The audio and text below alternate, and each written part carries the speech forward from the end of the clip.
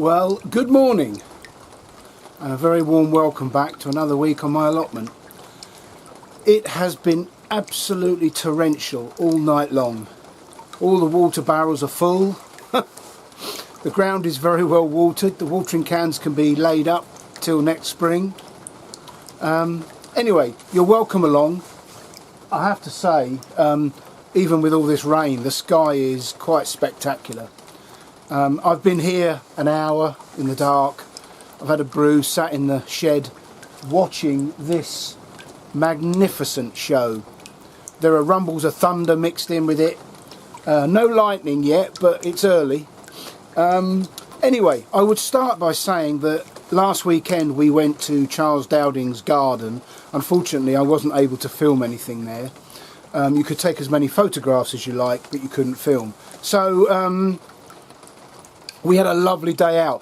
What was really surprising to me was not how wonderful his kitchen garden was. That was no surprise at all. It was how interested Cheryl was. You know, I mean, Cheryl's interested in fruits and vegetables from the point of view of eating them and staying healthy and preparing them in the kitchen. She's the master of the kitchen. But yeah, she was really inspired by it all. I stopped to talk to Charles for quite a while, and I turned around and Cheryl was gone. She was in every greenhouse, she was in every polytunnel. What was particularly nice about Charles's garden is it's not only that it's productive, that goes without saying, but it's how beautiful it was. There are flowers everywhere, and that was the thing. I mean, I took a lot away from it, very inspirational, but the main thing I took away from it is, if you do it right, you don't need a separate flower garden from the vegetable garden. The two can meld together as he has done it beautifully. So yeah, it was a very inspirational day. Really nice to meet the man, talk to him. So we've taken a lot away from that. Anyway, back on the plot. Again, it's that time of year when we move into autumn. It's all about harvests. There are a lot of weeds. You know, the leek bed, it's just a mass of weeds. But, you know, I've learned over the years not to worry about that. As I clear a bed of the vegetables, then I will sort out the mess that is all the weeds amongst them. I'm not going to, you know, there's too much to do to worry about the finer detail. That can be done over the winter. I have already cleared a few beds. I'm not sure if it's going to stop raining today, but if it does, I'll get you out. You know, it has rained incredibly hard, but it might lighten up a little bit during the day once the sun is up, and then we'll have a look around, and hopefully I'll be able to show you what I've done this week. And I might be able to get a few jobs done today, but I've got very specific instructions on what to take home tonight. The freezers, and we've either got 6 or 7, I always forget. The freezers are almost full. So, and we haven't finished our tomato sauces from last year. As Cheryl is sorting out the freezers, she's finding stuff from last year's harvest. So we've still got a couple of tomato sauces and tomato soups to consume to make space for this year's stuff. Yeah, it's I've always said it's not just about the allotment. It's just as much about what you do with it once you've harvested it. Anyway, thanks for joining me. You're very welcome. Well, as the sun bursts through on what is set to be a particularly wet day, just look at that. And people wonder why I get here so early. Fantastic. I would just take the opportunity to say how grateful I am for my military upbringing. In the military, one of the most important principles is to make sure you get your harbour area or your camp, your base set, because from there you launch your attacks, your defence, whatever. But you must get your base right first away, and that's what I did when I got this allotment. I've got the 2 sheds here. This is obviously the leisure shed, the man cave, and I got up here this morning, put the lamp on, made a brew. Haven't lit the fire yet, although I have been tempted, if nothing else, just to dry out my wet kit from my working week. But I am so grateful for this shed. and this cover that I'm stood under right now, it makes all the difference to enjoying your day on the plot. I've said it before that many people, they come up here, they almost speed up here in their cars, they rush around their plot. I mean, we're only talking half a dozen people out of the 25 plots up here. The rest don't bother.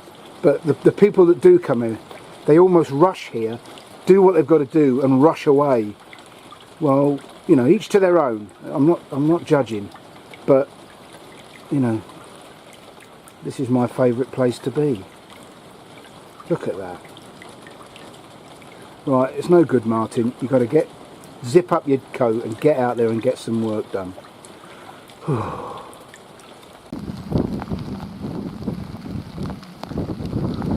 To see a rainbow, you have to have the sun on your back. Not a lot of people know that. Stunning.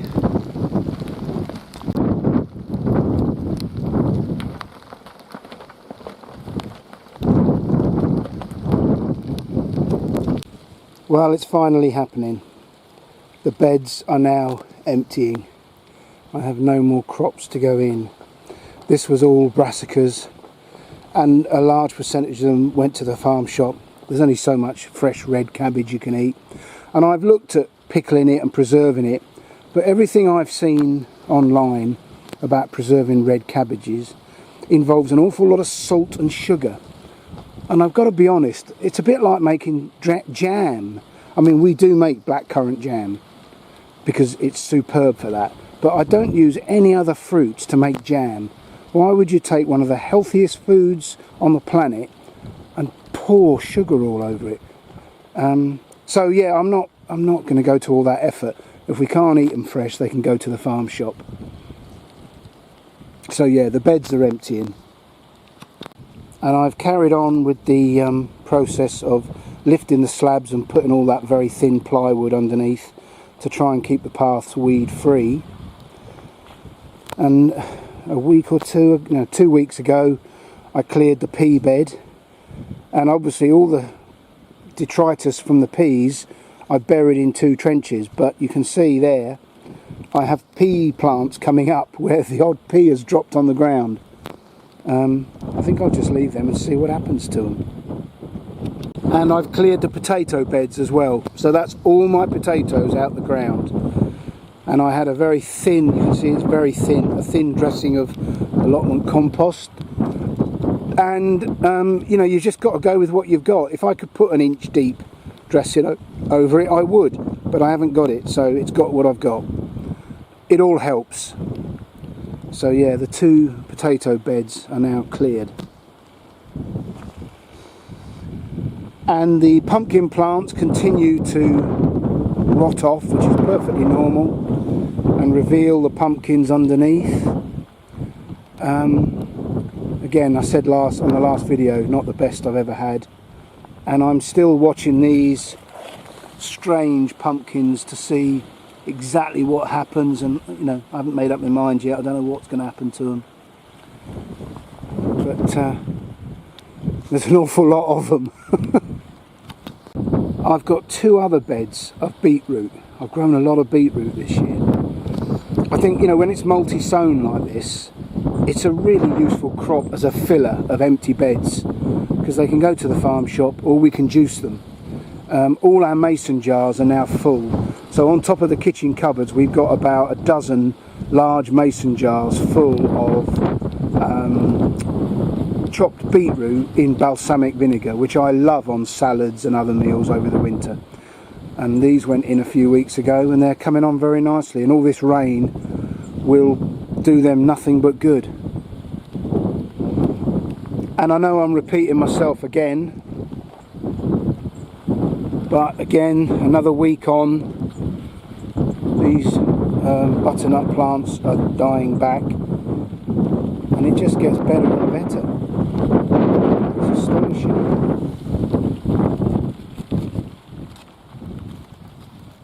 So many.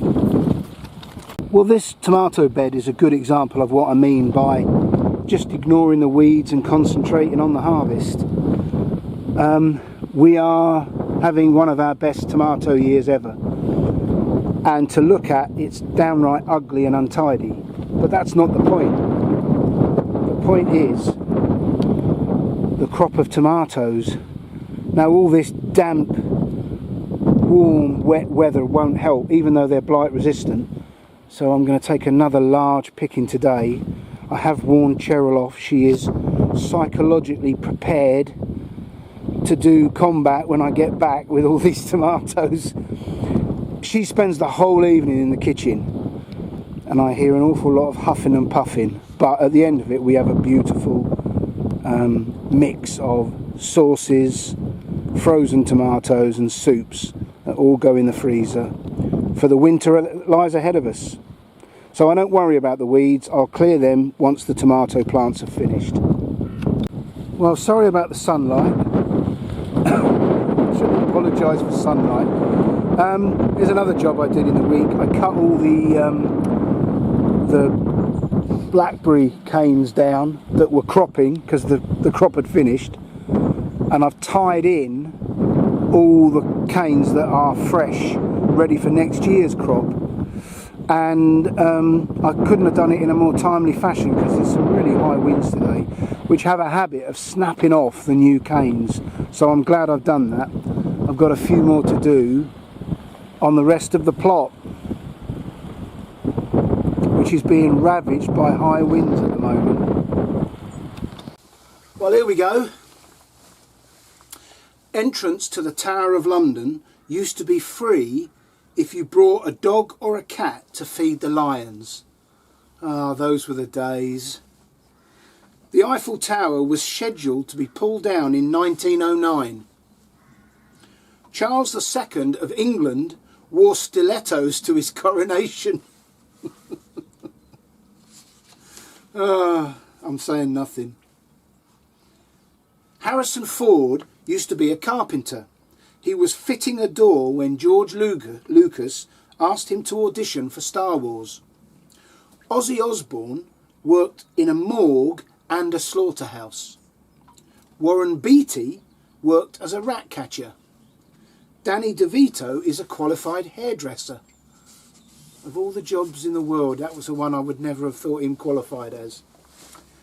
The average woman has 150 different hairstyles in her lifetime, and she's never happy with any of them. In 1950, 7% of American women dyed their hair. In 2013, it was 75%. Healthy hair can stretch by 50% when it's wet. Your hair grows more quickly when you're anticipating sex. Plants grow more quickly if you talk to them in a Geordie accent. Way. Magnolias are the oldest surviving flowering plants. They first appeared 100 million years ago. The rarest flower in Britain is the lady's slipper orchid.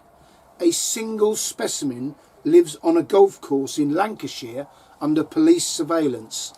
Yeah, they don't bother with burglary or assault, but they're looking after us precious flower. This is a cracker. The symbol of the Alzheimer's Society in Canada is the forget-me-not. What was it? Oh, that's brilliant. Somebody had a sense of humour.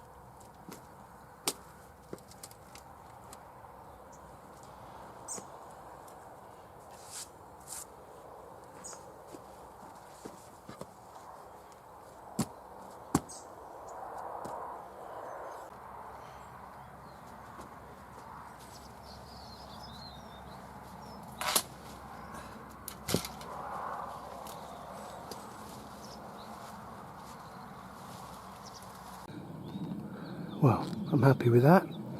All the old canes out, and all the canes that will bear next year's fruit tied in, ready for the winter winds.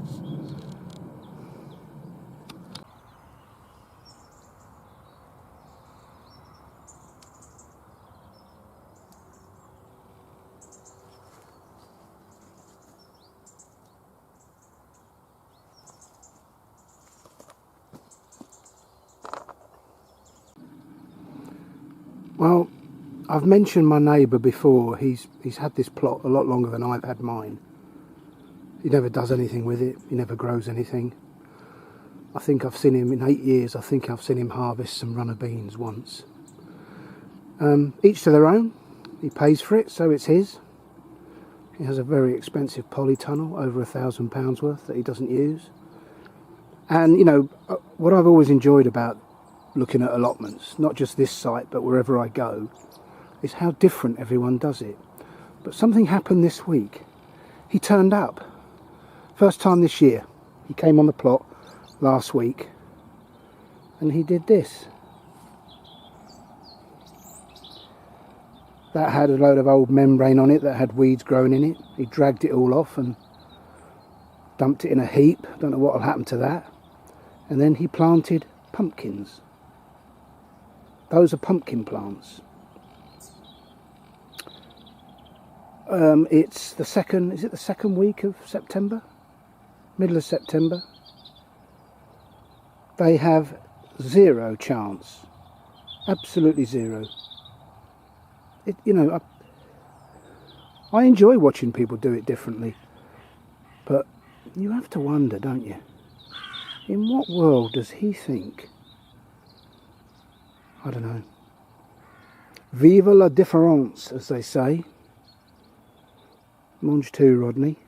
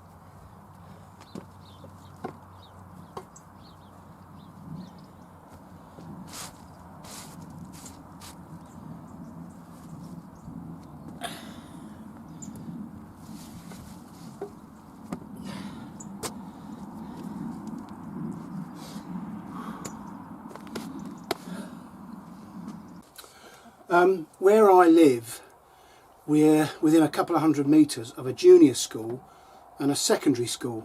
So every day we see the sort of full range of children from 5 up to 16 going to school. I mean, not many of them walk. Most of them are driven now. And I see children. It's amazing to me how many children don't walk normally. They have inturned feet, or you know, all sorts of sort of minor problems. And I started looking at, you know, I thought, let's have a look at the health statistics for children. It is frightening how unhealthy modern children are, mentally and physically. And I saw a black and white clip on YouTube of JFK, the American president, a year before he was assassinated. And he said the following, and I was aghast at what he said. As the President of the United States, he was launching a PE, physical education initiative in schools. There is nothing more unfortunate than to have soft, chubby, fat children. First of all, thank goodness he's not around to see kids today. And secondly, that is truly amazing that he felt confident enough and lived in a world where you could say that and he didn't lose his job. I mean, of course, he's right. You know, if you know, a fat kid doesn't stand a chance in life. I don't know. And I know, you know, I'm being controversial even mentioning it. But I looked at all sorts of different statistics. And in 1971, there was a survey done of autism. And 1 in 50,000 children in the UK was on the autism spectrum. 1 in 50,000. Today, depending on where you live in the UK, it's 1 in 36 or 1 in 50. Now just think about how much that's increased. So it used to be 1 child in every school district had autism. Now it's 1 in every class. And we're not having a conversation as a society. I find that staggering. By 5 years old, 1 in 5 children are obese. 1 in 4 children have tooth decay. 11% of children are disabled. 10% of children have asthma. I mean, the rates of type 2 diabetes, which used to be adult onset diabetes, well, it's not called that anymore because children have it. Children are now being born with diabetes. 500 children a day are referred to the NHS with anxiety. And we live in the safest times in human history. You know, I could go on and on with the statistics about how sick our children are. In my dad's book of his life, he wrote about when he went swimming at school. They had an open air swimming pool. It wasn't heated. And you got an extra house point if you jumped in without your swimming costume on. Can you imagine if children today were found to be jumping into the school swimming pool without a swimming costume on, naked? The headmaster would lose their job. And he always jumped in without his swimming costume on because his swimming costume was knitted.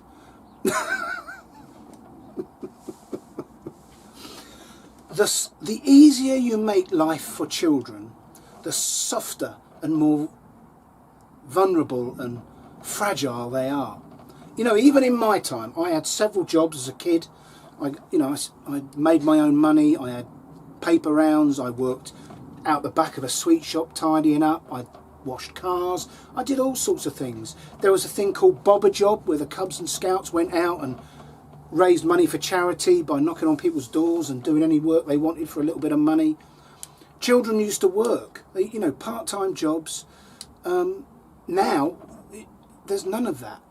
Of all the things that we are doing to our children, I'm sure with very honourable intentions, any government policy always has the opposite effect of whatever it's intending to do.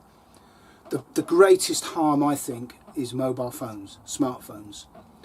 How it is legal to give an under 16-year-old a smartphone is utterly beyond me. We know from hundreds of scientific studies that giving a smartphone to a child harms them physically, harms them mentally. I mean, there's a thing now called sexploitation, where these gangs in Western Africa are on the internet pretending to be young girls, asking boys for photographs of themselves and girls naked. And as soon as they send a photo, because children can be silly, they then start to bribe them, and umpteen children are committing suicide every year in the UK because of this bribery and humiliation. It's utterly staggering to me. 100% of 15-year-olds in the United Kingdom have watched hardcore pornography. That one statistic should have mobile phones taken away from children. Now, I'm not a fan of banning things. This government we've got now is very keen on banning things. But I think at school level and at parent level, we should not be giving smartphones to young people. It is stupid. And I know that's controversial. And parents will probably say, well, I don't want my child to be the only one in school without one. Well, grow a backbone. Do the morally right thing. You know, if your child takes a bit of stick, that's what growing up in school is all about. Crikey. You know, in my day, bullying was a fist, not online. You couldn't switch it off. Sean Watson, school bully. I remember him well. Anyway, I'd be interested if you have an opinion. You know, I am glad I'm not bringing up young children today. You know, we have made it so difficult for ourselves. Anyway, just thought I'd mention it.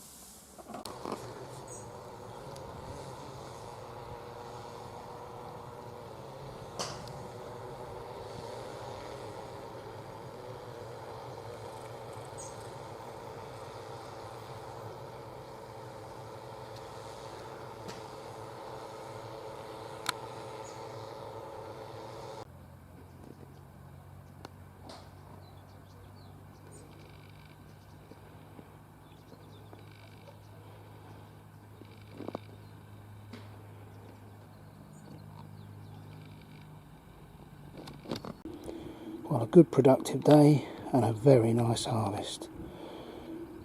Lots of work to do when I get home, but not for me. Whew.